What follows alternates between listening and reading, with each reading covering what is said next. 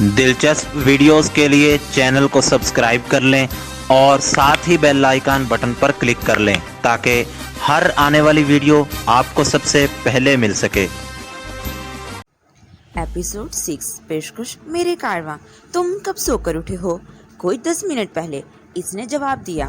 بیٹھنے کو جی چاہ رہا تھا اس لیے تک سے ٹیک لگا لی۔ اس کا مطلب ہے تم ابھی تک بیڈ سے نیچے اترے ہو، نہ ہی تم کمرے سے باہر گئے ہو۔ فی الحال یہ میرے بس میں نہیں۔ اس نے اپنے پاؤں کی معذوری کی جانب اشارہ کیا۔ اوہ، میں گہری سانس لے کر رہ گیا۔ پھر میں نے نہایت مختصر الفاظ میں ان کے حالات کے بارے میں بتایا جو اس کی بے خبری کے دوران میں واقع ہوئے تھے۔ وہ تو سب وے سے نکلنے کے بعد ہنگ کی گاڑی میں بیٹھتے ہی بے ہوش ہو گیا تھا۔ میں نے اسے اپنے نیو یارک سے نیو جرسی پہنچنے، اس کی میڈیکل ٹریٹمنٹ اور شونو لی یون کے بارے میں بتایا۔ وہ بڑی توجہ اور حیرت سے میری بات سنتا رہا اور میرے خاموش ہوتے ہی اس نے سوال کر دیا، کیا اس اپارٹمنٹ میں ہمارے علاوہ بھی کچھ لوگ موجود ہیں؟ جب میں رات کو سونے کے لیے اس کمرے میں داخل ہوا تھا تو ہنگ کے علاوہ شون اور لیون بھی یہاں موجود تھے۔ میں نے کہا، موجودہ صورتحال کے بارے میں دیکھ کر ہی بتایا جا سکتا ہوں۔ خاموشی اور سناٹے سے تو یہ محسوس ہوتا ہے ہمارے سوا کوئی زیرو اس اپارٹمنٹ میں موجود نہیں۔ وہ زخمی پاؤں والی ٹانگ کو دراز کرتے ہوئے بولا۔ میں نے کہا، ممکن ہے وہ لوگ ابھی تک سو رہے ہوں، صبح 5 بجے تک تو ہم جاگ رہے تھے۔ ایک لمحے کے توقف کے بعد میں نے اس سے پوچھا، تمہیں واش روم جانا ہو تو میں سہارا دے دوں؟ میں تھوڑی دیر بعد واش روم جاؤں گا، اس نے کہا، اور میرا خیال ہے میں کسی سہارے کے بغیر تھوڑا لنگرا کر ہی چل لوں گا۔ میں نے کہا، تمہارے پاؤں کی حالت ٹھیک نہیں، فی الحال تمہیں بہت زیادہ احتیاط کی ضرورت ہے۔ میرا سہارا تمہیں لینا نہیں چاہیے تو دیوار کو پکڑ کر واش روم تک چلے جانا۔ اس نے ممنوعیت بھرے انداز میں سر کو اسباتی جنبش دی۔ میں نے ایک انگرائلی اور فریش اپ ہونے کے لیے واش روم میں گھس گیا۔ 10:30 بجے تک ہم دونوں ناشتے کے لیے تیار ہو چکے تھے۔ میں وسیم کو بیڈ روم میں چھوڑ کے باہر نکل آیا۔ اپارٹمنٹ کے باقی دونوں بیڈ رومز اور سیٹنگ روم نے مجھے خالی ملا۔ اس بات پر مجھے حیرت ہوئی، پتہ نہیں وہ لوگ ہمیں یہاں چھوڑ کر کہاں چلے گئے تھے۔ کچن کی جانب سے گھٹ پٹ کی آواز میں چونکا اور بے ساختہ میرے قدم اس کی طرف اٹھ گئے۔ لیون کچن میں موجود تھی اور اس کی کارروائی سے اندازہ ہوا وہ ہمارے لیے ناشتہ بنانے میں مصروف تھی۔ مجھ پر نگاہ پڑی تو وہ چہک اٹھی۔ Good morning. مارننگ، میں نے اس کے سلام کا جواب دیا اور پوچھا، وہ دونوں کہاں چلے گئے؟ وہ میرا اشارہ سمجھ گئی، بولی، مسٹر ہنگ تو اسی وقت چلے گئے تھے۔ شون 1 گھنٹہ پہلے تیار ہو کر اسٹوڈیو کی طرف گیا ہے۔ ہنگ نے کچھ بتایا کہ وہ کہاں گیا ہے؟ نہیں، اس نے مختصر سا جواب دیا۔ میں سمجھ کے وہ اس سلسلے میں ڈسکس نہیں کرے گی۔ میں نے کہا، اپارٹمنٹ میں پھیلی ہوئی خاموشی سے تو میں یہی سمجھا تھا آپ لوگ ہمیں چھوڑ کر کہیں اور چلے گئے تھے۔ شون کا اسٹوڈیو جانا ضروری تھا، اس نے ہاتھ روکے بغیر کہا۔ ملازموں کو مختلف ہدایت دینا ہے کہ تاکہ 2 دن تک روز وہ کام کو اچھی طریقے سے سنبھال سکیں۔ انہیں یہی بتایا جائے گا کہ ہم دونوں کیلیفورنیا تک جا رہے ہیں اور 2-3 دن میں واپس آ جائیں گے۔ وہ تھوڑی دیر کو متوقف ہوئی، پھر اضافہ کرتے ہوئے بولی، ویسے مجھے معلوم ہو گیا تھا تم دونوں بیدار ہو چکے ہو، اس لیے میں تم لوگوں کے لیے ناشتہ بنانے میں لگ گئی۔ تم اپنے دوست کو سہارا دے کر ادھر ہی لے آؤ، ناشتے کے بعد ہم اس کی چوٹوں کو معائنہ بھی کروں گے۔ اپارٹمنٹ کا کچن خاصا کشادہ تھا اور ڈائننگ ٹیبل بھی اس کے اندر ہی لگی ہوئی تھی۔ میں نے لیون کی بات کے اختتام پر کہا، یہ 2-3 دن کے لیے کیلیفورنیا والی بات میری سمجھ میں نہیں آئی۔ اگر ہمیں واپسی میں ہفتہ 10 دن لگ گئے تو اس اسٹیٹمنٹ کا کیا ہوگا؟ یہ ایک ڈی اسٹیٹمنٹ ہے، وہ میری جانب دیکھتے ہوئے بولی۔ اسے مسٹر ہنگ کے حکم پر تیار کر دیا گیا ہے۔ 3 دن بعد شون اسٹوڈیو جانے لگے گا اور یہی ظاہر کرے گا مجھے کیلیفورنیا میں ابھی چند روز کا مزید قیام کرنا ہے۔ اس طرح یہ معاملہ نبٹ جائے گا۔ میں نے پرمعنی انداز میں اس بات میں سر ہلا دیا۔ میں ہنگ کی پلاننگ کی تہہ میں پہنچ گیا تھا۔ وہ میری، شون کی اور لیون کی بیرونی ملک روانگی کو عام لوگوں سے خفیہ رکھنا چاہتا تھا۔ مجھے پکڑنے اور امریکہ سے نکلنے دینے کے سلسلے میں اعلیٰ سطح پر جو بھی چارہ جوئی کی جا رہی تھی وہ ہنگ کی پلاننگ کے سامنے ناکارہ ہو جاتی۔ شون، میں اور اس کی بیوی لیون انتہائی قانونی انداز میں نیو جرسی سے کھٹمنڈو جانے والے تھے۔ یہ ایسا ہی تھا کہ وہ حساس ترین امریکی قوانین اور NYPD FBI والے کوئی آنکھوں میں دھول جھونکنے والے تھے۔ ہم ناشتے سے فارغ ہوئے تو 11 بجنے والے تھے۔ وسیم نے اس انداز میں مجھے دیکھا جیسے اچانک اسے کوئی اہم بات یاد آ گئی ہو۔ کیا ہوا؟ میں نے استفسار کیا۔ یار وجدان، آج تو 28 جنوری ہے، وہ جوش بھرے لہجے میں بولا۔ 28 جنوری ہے تو؟ میں نے الجھن بھرے انداز میں اسے دیکھا۔ وہ بھری ہوئی آواز میں بولا، اس وقت پاکستان میں رات کے 9:30 بجے ہوں گے، یعنی وہاں سورج غروب ہونے کا وقت گزر چکا ہے۔ مجھے امید ہے عید کا چاند نظر آ گیا ہوگا۔ اس کا آخری جملہ سن کر میرے وجود میں سنسنی سے دوڑ گئی۔ عیدین وغیرہ ہمارے بڑے تہوار ہیں اور ان کی خوشی بھی منفرد حیثیت کے مالک ہے۔ آپ پاکستان میں ہوں یا پاکستان سے باہر، خوشی کے ان جذبات کو محسوس کیے بنا نہیں رہ سکتے، لیکن جو مزہ اپنوں کے ساتھ عید منانے کا ہے وہ طیارے غیر میں کہاں۔ بدیس میں تو روز نماز کا وہ اہتمام نہیں ہوتا جو اپنے وطن کی روایت ہے۔ اگر پاکستان میں اس روز چاند ہو گیا تو اگلے روز یعنی 29 جنوری کو وہاں عید الفطر منائی جائے گی۔ میں نے وسیم کے جوش و جذبے کو دیکھتے ہوئے کہا، تمہیں فوراً اپنے گھر فون کرنا چاہیے، وہاں جا نہیں سکتے تو کم از کم انہیں عید مبارک ہی کہہ دو۔ ایک لمحے کو رک کر میں نے اضافہ کیا، اور ہاں، اپنے خیر خیریت کی خبر بھی دے دینا، انہیں یہ بھی بتا دینا کہ تم نے مین ہیٹن اور ٹیکسی ڈرائیونگ کو ترک کر دیا ہے۔ اپنے نئے جاب اور پتہ ٹھکانے کے بارے میں انہیں تم بعد میں بتاؤ گے۔ اس نے اس بات میں سر ہلائی۔ میں نے لیون سے فون کے بارے میں معلومات دیں۔ اس نے بتایا کہ اس اپارٹمنٹ کے فون سے اور سیزن ڈائلنگ ہو سکتی تھی۔ چنانچہ وسیم نے پورے 10 منٹ تک اپنے گھر والوں سے بات کی۔ وہاں چاند نظر آ گیا تھا اور اگلی صبح وہاں عید منائی جانے والی تھی۔ اس کی دیکھا دیکھی مجھے بھی تراری آ گئی۔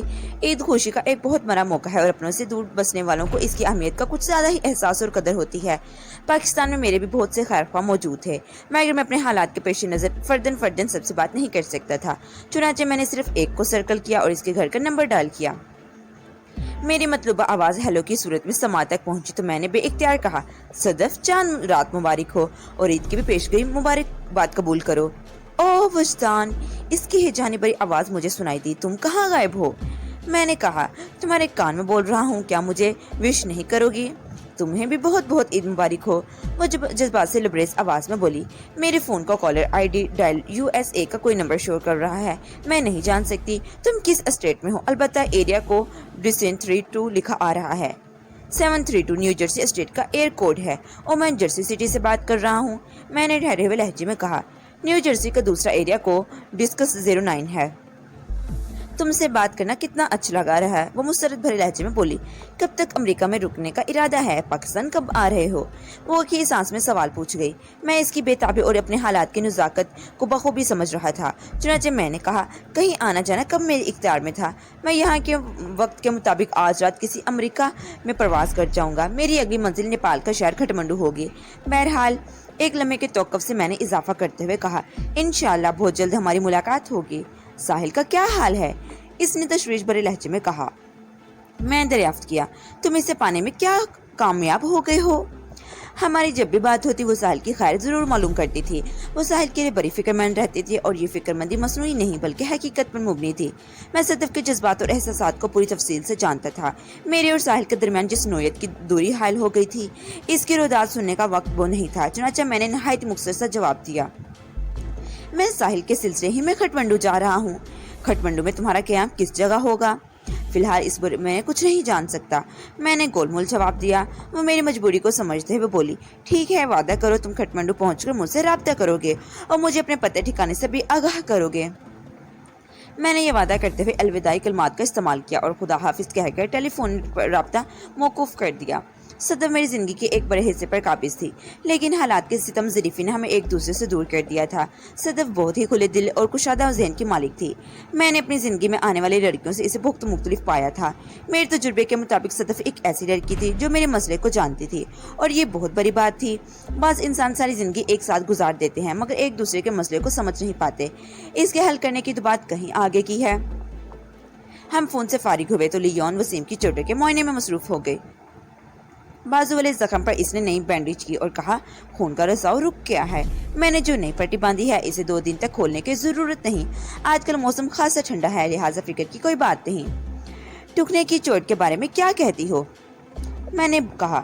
وہ بولی، میں محسوس کر رہی ہوں ایکس رے کی ضرورت پیش نہیں آئے گی، ورم میں خاصی کمی آ گئی ہے۔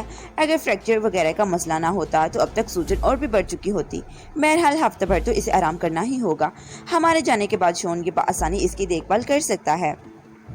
لیون کے آخری جملے پر وسیم نے چونک کر مجھے دیکھا۔ ابھی تک میں نے اسے اپنے کھٹمنڈو روانگی کے بارے میں کچھ نہیں بتایا تھا۔ وہ پوچھے بنا نہ رہ سکا، وجدان، آپ لوگ کہیں جا رہے ہو؟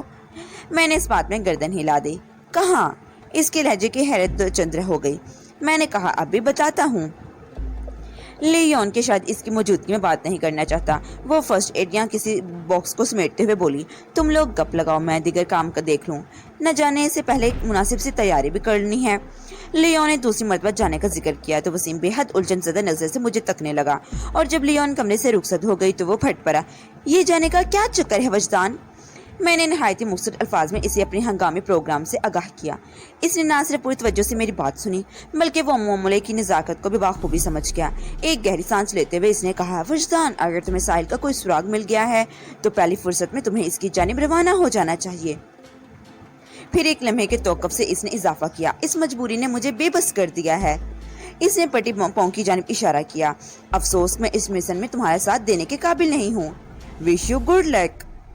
میں نے آگے بڑھ کر اسے گلے سے لگا لیا اور اس کا شانہ تھپکاتے ہوئے تسلی امیز لہجے میں کہا، تم فکر نہ کرو یار، انشاءاللہ ہم بہت جلد دوبارہ ملیں گے۔ اگر میں تمہارے پاس نہ آ سکا تو تمہیں اپنے پاس بلوا لوں گا۔ تم ٹک کر اور پرتوجہ سے اپنا علاج کرواؤ۔ وسیم کو دوا کھلانے کے بعد اسے کمرے سے اٹھ آیا۔ وہ مجھ سے بہت ساری باتیں کرنا چاہتا تھا لیکن میں چاہتا تھا وہ آرام کرے۔ وہ دوا بھی ایک گولی بھی تھی جو اعصاب کو سکون پہنچا کر نیند طاری کر دیتی تھی۔ اگر وہ گھنٹہ 2 گھنٹہ سو لیتا تو اس کے حق میں بہتر ہوتا۔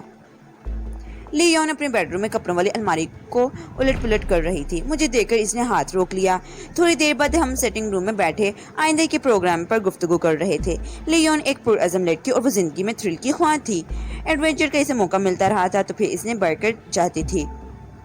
عجیب لڑکی تھی، جس مہار پر سرگرمی کی دکھانے کی ضرورت تھی وہ بے رغبتی اور اکتاہٹ کا شکار تھی۔ جب سے مجھے اس کی نفسیات کی ٹیڑھ کا علم ہوا تھا میں اس کے علاج کے لیے سنجیدگی سے سوچنے لگا تھا۔ انسان کی فطرت ہوتی ہے کہ اس کے ماحول سے بہت اثر قبول کرتی ہے۔ جو لڑکیاں اور عورتیں دن بھر مردوں کے درمیان رہ کر امور زندگی سر انجام دیتی رہتی ہیں، ان کی سوچ میں ایک مخصوص قسم کی سختی آ جاتی ہے۔ ایسے ہی مردانہ شوق اپنانے والی عورتیں بھی خاصی جنگجویانہ خیالات کی مالک ہو جاتی ہیں۔ مثلاً مارشل آرٹس اور ریسلنگ وغیرہ سیکھنے والی خواتین کے مزاج میں ایک خاص قسم کا جارحانہ پن آ جاتا ہے۔ لیون بھی مجھے فنون حرب و ضرب کی تربیت حاصل کر رکھی تھی، اس لیے مسئلے کی تہ میں اترنے کے لیے اس کی ہسٹری لینا ضروری تھا۔ میں خود اس کے مسئلے کو چھیڑنا نہیں چاہتا تھا۔ ہاں البتہ اگر وہ اس موضوع کو دوبارہ زندہ کرتی تو میں اس کی طبیعت صاف کر دیتا۔ اس نے پوچھا، وجدان، کیا تمہیں کبھی کسی ایک جگہ ٹھہر کر زندگی گزارنے کا موقع بھی ملا ہے؟ ابھی تک تو ایسا موقع نہیں ملا، میں نے جواب دیا۔ تمہاری خواہش تو ہوگی؟ ہر انسان اپنی زندگی میں آرام و سکون کا خواہاں ہوتا ہے، میں نے کہا، لیکن میں ایسے آرام و سکون کا قائل نہیں جس سے زندگی ٹھہری ٹھہری سی لگنے لگی۔ بہرحال مجھے کہیں ٹکنے کا موقع نہیں مل سکا۔ میں نے سنا ہے تم جس لڑکی کے پیچھے کھٹمنڈو جا رہے ہو اس کا تعلق بدھ مت سے ہے۔ تم نے بالکل درست سنا ہے، میں نے تائید کی۔ اس کا نام دھنو تھا، تم نے بدل کر ساحل کر دیا۔ ہاں یہی حقیقت ہے۔ کیا نام کے ساتھ تم نے اس کا مذہب بھی تبدیل کر دیا ہے؟ میں نے ایسی کوئی کوشش نہیں کی، میں نے جواب دیا۔ مگر تم یہ بات کیوں پوچھ رہی ہو؟ وہ تعمیل کرتے ہوئے بولی، میرا اندازہ تھا تم نے ایسا کیا ہوگا۔ تمہارا یہ اندازہ کس بنا پر تھا؟ میں نے سنا ہے مسلمان عموماً یہی کرتے ہیں۔ وہ میری آنکھوں میں دیکھتے ہوئے بولی، اور تم بھی ایک مسلمان ہی ہو؟ الحمدللہ میں مسلمان ہوں، میں نے اپنے سینے پر ہاتھ رکھتے ہوئے کہا، لیکن تمہاری سنائی کو فارمولہ نہیں بنایا جا سکتا۔ میں نے کبھی اس حوالے سے ساحل پر دباؤ نہیں ڈالا تھا۔ اصل میں میرے سامنے ایک مثال موجود ہے، میں اس لیے کہہ رہی ہوں۔ وہ شون کے والدین کی شادی کا حوالہ دیتے ہوئے بولی۔ میں نے پوچھا، کیا ابھی شون نے تم پر زور دیا کہ تم اس کا مذہب اختیار کر لو؟ نہیں تو، اس نے آنکھیں پھیلاتے ہوئے کہا۔ اس مثال کو بھی اپنی یادداشت میں محفوظ کر لو۔ میں نے فضا میں انگلی اٹھاتے ہوئے بولا، تم باتوں میں چت کر دیتے ہو، وہ بے ساختہ بولی۔ میں نے اس کے بے ساختہ اظہار پر کوئی تبصرہ نہیں کیا اور گفتگو کے موضوع کو مارشل آرٹس کی جانب موڑ دیا۔ ہمارے درمیان گھنٹہ بھر اس ٹاپک پر ڈسکس ہوتا رہا۔ لنچ ہم تینوں نے ایک ساتھ کیا۔ اس وقت تک شون اور ہنگ کی واپسی نہیں ہوئی تھی۔ لنچ کے بعد لیون نے کہا تھوڑا آرام کرے گی، رات اس کی نیند پوری نہیں ہو سکی تھی اور وہ خود کو خاصا مزل محسوس کر رہی تھی۔ میں اسے چھوڑ کر وسیم والے کمرے میں آ گیا۔ اب اس کی طبیعت خاصی بہتر تھی۔ ہاتھ پاؤں کی چوٹوں کو تو اپنے ہی وقت پر ٹھیک ہونا تھا، تاہم وہ تکلیف زدہ کیفیت سے نکل آیا تھا۔ تنہائی میں سر آتے ہی اس نے پوچھ لیا، ہمارے ڈاکومنٹس کا مسئلہ تو اٹک گیا تھا، پھر تم کس طرح نیو جرسی سے کھٹمنڈو تک سفر کرو گے؟ اس کے سوال کے جواب میں نے اس تفصیلاً بتایا۔ وہ بولا، یار وجدان، یہ مسٹر ہنگ تو بہت تمہارے ساتھ کچھ کر رہا ہے۔ کیا کر رہا ہے بھائی؟ میں نے چونک کر پوچھا۔ وہ گڑبڑا گیا، بولا، میرا مطلب ہے تمہارا بہت خیال رکھ رہا ہے۔ خیال کیسے نہیں رکھے گا؟ ایک طرح سے میں ان لوگوں کا داماد ہوں۔ اوہ، اس نے گہری سانس لی اور میری بات کی تہ میں پہنچ گیا۔ پوچھنے لگا، کیا تم بدھ مت اتنے ہی اچھے ہوتے ہو؟ میں نے گمگیر انداز میں اختیار کرتے ہوئے کہا، انسان کا اچھا یا برا ہونے کا مذہب سے کوئی تعلق نہیں۔ دنیا کے تمام مذہب میں اچھے اور برے لوگ موجود ہوتے ہیں، کسی بھی مذہب کو برا نہیں کہنا چاہیے۔ دنیا کے تمام مذہب بنیادی طور پر اچھائی ہی کا درس دیتے ہیں اور برائی کی مذمت کرتے ہیں۔ وہ حیرت سے آنکھیں پھاڑ پھاڑ کر مجھے دیکھنے لگا۔ کیا ہو گیا بھائی؟ میں نے اس سے پوچھا۔ وہ الجھے ہوئے انداز میں بولا، وجدان، تم آخر کیا چیز ہو؟ میں چیز ہوں اور نہ ہی مرجرین، میں نے زیر لب مسکراتے ہوئے کہا۔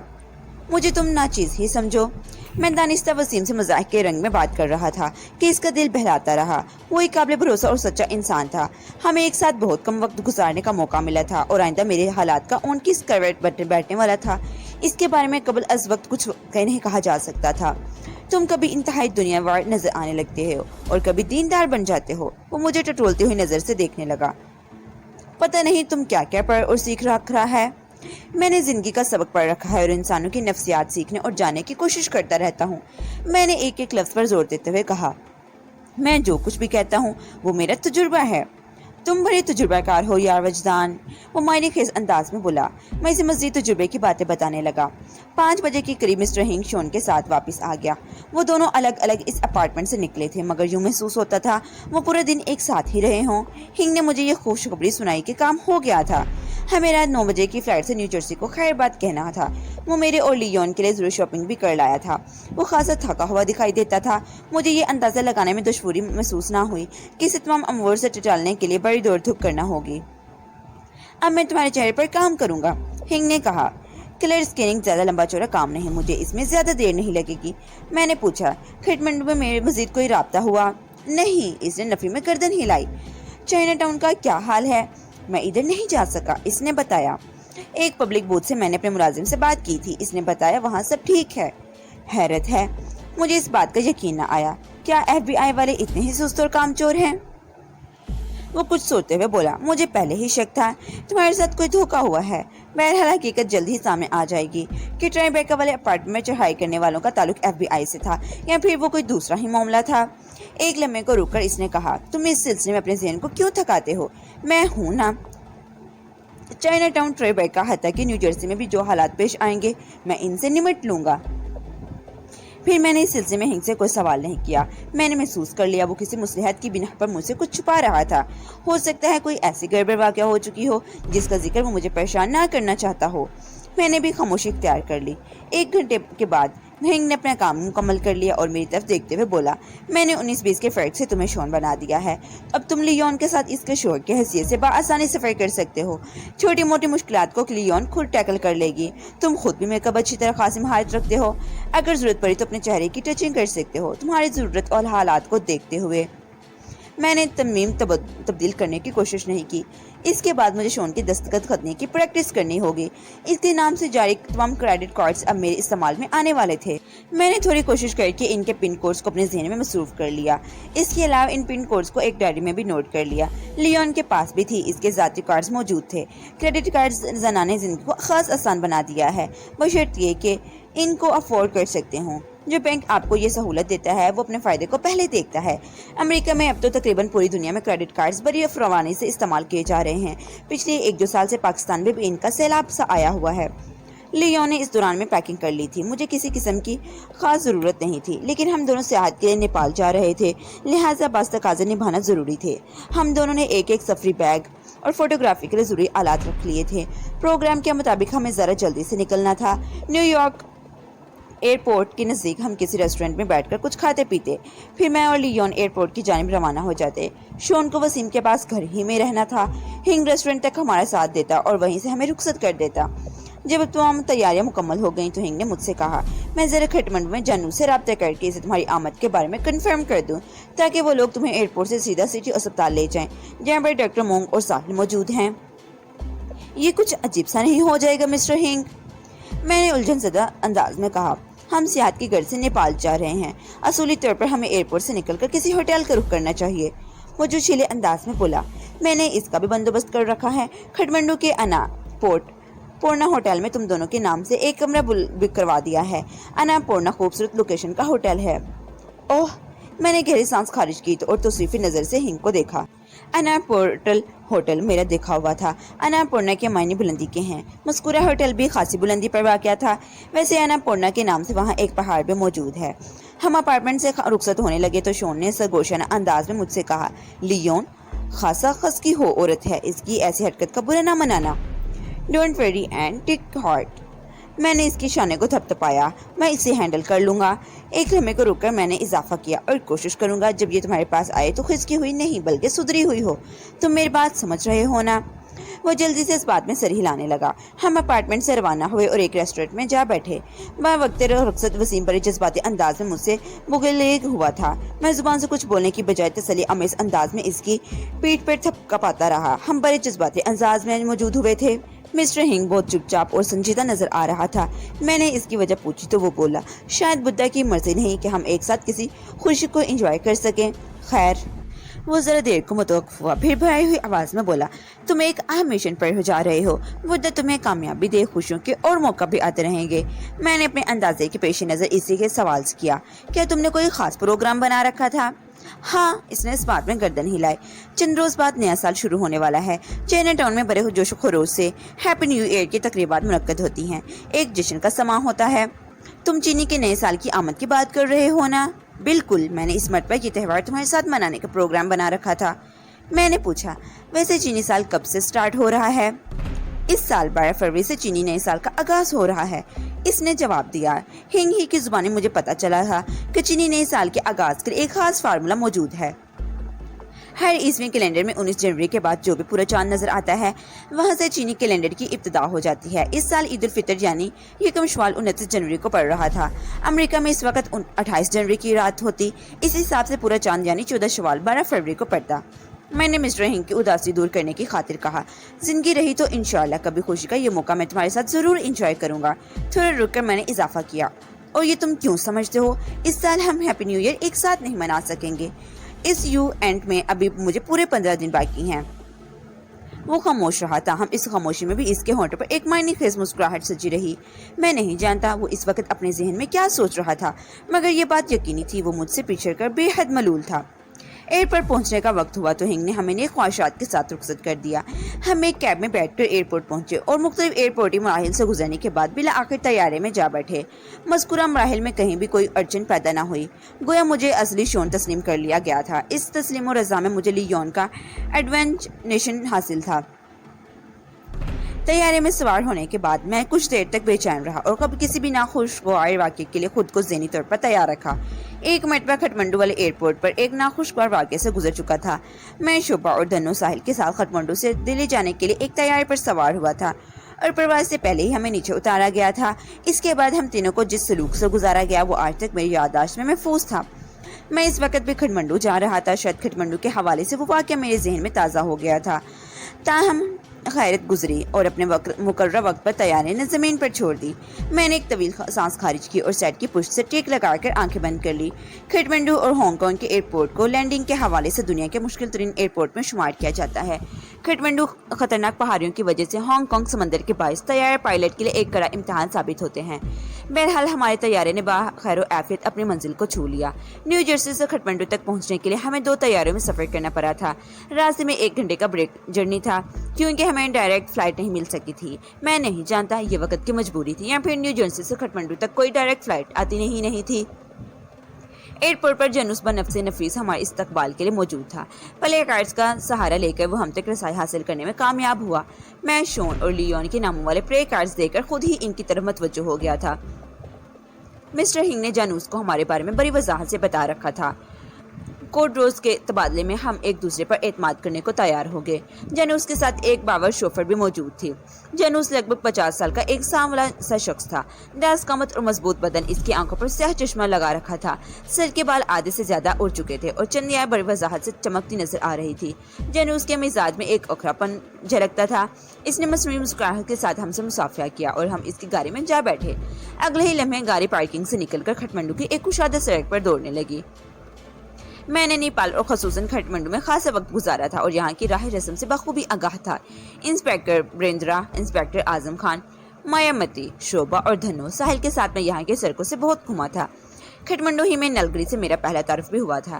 نلگری کا خیال آتے ہی میں اس کے تصور میں کھو گیا۔ اس پر اسٹار ہستی نے میری زندگی میں بڑے طلسمی کردار ادا کیا تھا اور ابھی تک کر رہی تھی۔ اس نے کراچی میں KDA اسکیم کے ایک بنگلے میں اپنے نادیدہ طلسمی چکر کے ذریعے مجھے زندگی کے جس تجربے سے گزارا تھا میں اسے ساری عمر فراموش نہیں کر سکتا تھا۔ اچانک مجھے احساس ہوا ہم کسی اور ہی سمجھ جا رہے ہیں۔ یہ وہ راستہ نہیں جو سٹی ہسپتال تک جاتا ہے۔ میں نے پیسنجر سیٹ پر بیٹھے ہوئے اپنے میزبان کو مخاطب کرتے ہوئے پوچھا، مسٹر جانوس، کیا ہم سٹی اسپتال نہیں جا رہے؟ نہیں مسٹر شون، اس نے مختصر سا جواب دیا۔ پھر کہاں جا رہے ہیں؟ فریک اسٹریٹ، اس نے بتایا۔ آپ دونوں کی رہائش کا بندوبست وہیں کیا گیا ہے۔ میں نے قدرے بگڑے ہوئے لہجے میں کہا، ہماری رہائش کا کوئی مسئلہ نہیں، اناپورنا ہوٹل میں ہمارے لیے کمرہ بک ہے، تم ہمیں جلد از جلد ڈاکٹر مونگ تک پہنچا دو۔ وہ ٹھہرے ہوئے لہجے میں بولا، میں آپ لوگوں کو ڈاکٹر مونگ کے حکم پر ہی فریک اسٹریٹ لے جا رہا ہوں، وہاں میرا ایک شاندار بنگلہ موجود ہے۔ ڈاکٹر مونگ نے کہا ہے جب آپ بنگلے پر پہنچے تو وہ آپ سے بات کریں گے۔ بات کریں گے؟ میں نے الجھن زدہ لہجے میں کہا، ان کی طبیعت کیسی ہے؟ اب خاصے بہتر ہیں۔ اس نے بتایا کہ ڈاکٹر مونگ اس سٹی اسپتال ہی میں ہے، اور مجھے اس بات میں جواب ملا۔ اور ساحل، میرا مطلب ہے دھنو؟ میں نے دھڑکتے ہوئے دل سے پوچھا۔ اس نے جواب دینے میں تھوڑا تعامل کیا، پھر بولا، وہ بھی ڈاکٹر مونگ کے ساتھ اسپتال میں ہی ہے۔ یہ سوچ کر میں اپنی ساحل کے بہت قریب پہنچ چکا ہوں۔ میرے دل و دماغ کی عجیب سی حالت ہو رہی تھی، جی چاہتا تھا ابھی اڑ کر اس کے پاس پہنچ جاؤں، مگر جانوس مجھے فریک اسٹریٹ کے کسی بنگلے میں پہنچانا چاہتا تھا۔ مجھ سے صبر نہ ہو سکا اور میں نے قدرے درست لہجے میں کہا، مسٹر جانوس، میں ابھی بھی اس وقت اسپتال جانا چاہتا ہوں۔ تم سمجھنے کی کوشش کرو شون، وہ گہری سنجیدگی سے بولا۔ ڈاکٹر مونگ نے کسی مصلحت کی بنا پر تمہیں میرے ساتھ بنگلے پر ٹھہرنے کا حکم دیا ہے۔ وہ بہت زیادہ احتیاط سے کام لے رہے ہیں، شاید تمہیں اندازہ نہیں یہاں ہم کتنے سنگین حالات سے گزر رہے ہیں۔ میں یہاں کے حالات کی سنگینی کو سب سے زیادہ جانتا ہوں۔ نہ چاہتے ہوئے بھی میرا لہجہ خالص سا تلخ ہو گیا۔ تم گاڑی کو اسپتال کی جانب موڑوا دو یا پھر کوئی ٹیکسی پکڑ لو۔ تم زیادہ جذباتی ہو رہے ہو مسٹر شون۔ ہاں ایسی ہی بات ہے۔ لیون میری بیوی کی حیثیت سے کھٹمنڈو پہنچی تھی، لہٰذا بیویوں والا کردار ادا کرنے سے غافل نہیں رہی۔ وہ بار بار میرے بازو کو کھینچ کر اس تلخ کلامی سے منع کر رہی تھی۔ جانوس نے کہا، جذباتی ہونے سے معاملہ بگڑ جائے گا۔ ڈاکٹر مونگ بڑی خوبصورتی سے حالات کو ٹیکل کر رہے ہیں۔ 15-20 منٹ بعد ہم فریک اسٹریٹ والے بنگلے پر پہنچ جائیں گے، پھر میں ڈاکٹر مونگ سے تمہاری بات کروا دوں گا۔ تم ان سے تصدیق کر لینا کہ اپنی طرف سے ایک لفظ بھی نہیں کہہ رہا ہوں، صرف ان کے احکام کی تکمیل کر رہا ہوں۔ جانوس کی بات ہوئی تو اس کے شوفر نے سنجیدہ لہجے میں کہا، سر ہمارا تعاقب کیا جا رہا ہے؟ میں ایک سرخ جیپ کو اپنے پیچھے دیکھ رہا ہوں، وہ کچھ فاصلہ رکھ کر ایئرپورٹ سے ہمارے ساتھ چلی آ رہی ہے۔ جانوس کے ساتھ ہی میں نے پلٹ کر سرخ جیپ کی طرف دیکھا اور شوفر کی بات کی تصدیق ہو گئی۔ جانوس نے گہری سنجیدگی سے کہا، ڈائریکٹ فریک اسٹریٹ کی جانب جانے کی ضرورت نہیں، مختلف سڑکوں پر اس جیپ کو اپنے پیچھے دوڑاؤ، ذرا پتہ تو چلے ان کا کیا مقصد ہے۔ اوکے سر، شوفر نے نہایت ہی فرمانبرداری سے کہا۔ جانوس نے اپنے کوٹ کی اندرونی جیب میں سے گن پر آمد کی، بڑی مہارت کے ساتھ ان کا کلپ چیک کیا اور مطمئن ہونے کے بعد گن کو بیرونی جیب میں ڈال لیا۔ مجھے یقین تھا اس کا شوفر بھی غیر مسلح نہیں ہوگا۔ ہمارے پاس کسی قسم کی کوئی آتشی ہتھیار موجود نہیں تھا۔ تم دیکھ رہے ہو مسٹر شون؟ جانوس نے گاڑی کا منظر دکھانے والے آئینے میں دیکھتے ہوئے کہا، ہمارے دشمن یہ بات جانتے ہیں کہ ڈاکٹر مونگ کا مجھ سے گہرا تعلق ہے۔ یہ سرخ جیپ بھی کسی دشمنی کا ہی سلسلہ ہے۔ اسے ڈاش دے کر بنگلے تک پہنچنا ہوگا ورنہ بہت مشکل ہو جائے گی۔ وہ مجھے اس طرح سمجھا رہا تھا جیسے میں کوئی بچہ ہوں۔ جانوس سے ہمارا تعارف ڈاکٹر مونگ کے دوستوں کی حیثیت سے کرایا گیا تھا۔ ہماری اصلیت اور صرف ڈاکٹر مونگ کا معلوم تھی۔ نیو جرسی سے رخصت ہوتے ہوئے مسٹر ہنگ سٹی اسپتال میں جو فون کیا تھا اس میں سے ڈاکٹر کی مختصر سی بات ہوئی تھی۔ میں نے کہا، مسٹر جانوس، اس سرخ فتے کو دم سے باندھ کر گلی گلی گھومنا بڑا مشکل خیز ہے۔ وہ میری بات میں پوشیدہ اشارہ سمجھ گیا، بولا، پھر کیا کیا جائے؟ دو ہاتھ، میں نے ٹھوس لہجے میں کہا۔ تمہارا مطلب ہے ہم گاڑی روک کر ان سے بھڑ جائیں؟ گاڑی روکنے کی ضرورت نہیں اور نہ ہی ان سے بھڑنے کی۔ پھر دو ہاتھ کیسے ہوں گے؟ وہ اگر چاہیں گے تو انشاءاللہ ضرور ہوں گے۔ پتہ نہیں تم کیسی باتیں کر رہے ہو، وہ اکتاہٹ امیز انداز میں بولا۔ میں نے کہا، سیدھی سی بات ہے، اگر ہماری گاڑی کی اسپیڈ کم ہو جائے تو انہیں ہمارے قریب آنے کا موقع مل جائے گا، اس طرح ان کی نیت کھل کر سامنے آ جائے گی۔ میں ایک لمحے کو سانس لینے کی خاطر رکا، پھر بات کو آگے بڑھاتے ہوئے بولا، اگر وہ لوگ صرف یہ جاننے کے لیے ہمارا تعاقب کر رہے ہیں ہماری منزل کا پتہ لگا سکیں گے تو اسپیڈ کم ہوتے ہی وہ ہمیں یا تو اوورٹیک کر کے آگے نکل جائیں گے یا پھر وہ اپنی جیپ کی رفتار کم کے حکم میں کچھ فاصلے پر آگے بڑھتے جائیں گے۔ میں نے ایک بار پھر توقف کیا اور اضافہ کرتے ہوئے کہا، ان کیس اگر وہ خطرناک ارادوں سے ہمارے پیچھے چلے آ رہے ہیں تو پھر ہماری رفتار کم ہوتے ہی وہ ہمیں گھیرنے کی کوشش کریں گے۔ آئیڈیا تو اچھا ہے، جانوس نے غمگین لہجے میں کہا، مگر خطرناک بھی ہے۔ پھر تم اپنی گاڑی میں بٹھا کر بنگلے پر لے چلو، میں نے طنزیہ لہجے میں کہا۔ میرے یہ طنز جانوس کو بہت برا لگا، تاہم اس نے اپنے خوف کا اظہار نہیں کیا۔ اپنے اندرونی احساسات کو چھپاتے ہوئے اس نے متعدل لہجے میں کہا، سنگھا، سر جیپ کو ڈاش دے کر ان سے پیچھا چھڑانے کی کوشش کرو۔ اس کا مخاطب باربری ڈرائیور تھا۔ سر، پیچھا چھڑانا اب اتنا آسان نہیں رہا، سنگھا نے سے جلدی سے کہا اور گاڑی کی رفتار بڑھا دی۔ دراصل جب میرے اور جنوس کے درمیان بات چیت ہو رہی تھی تو سنگھا نے غیر ارادی طور پر گاڑی کی رفتار کم کر دی تھی اور اس دوران میں تعاقب میں آنے والوں کو موقع مل گیا تھا۔ ان کی راہ میں اس حوالے سے بھی ہموار تھی کہ اس وقت ہم ایک غیر مصروف سڑک پر گزر رہے تھے، لہٰذا متعاقبین اور کو اور زیادہ فراہم ہو گئی تھی۔ کہا جاتا ہے انسان کا پہلا تاثر ہی اس کا آخری تاثر ہوتا ہے۔ اس تجربے کے تحت میں نے اور جنوس نے ایک دوسرے کو پسند نہیں کیا تھا۔ ہماری سوچ اور اپروچ میں زمین آسمان کا فرق تھا۔ وہ ڈاکٹر مونگ کا میزبان تھا اور میں ڈاکٹر کا مہمان، لہٰذا ہم ایک دوسرے کو برداشت کرنے پر مجبور تھے۔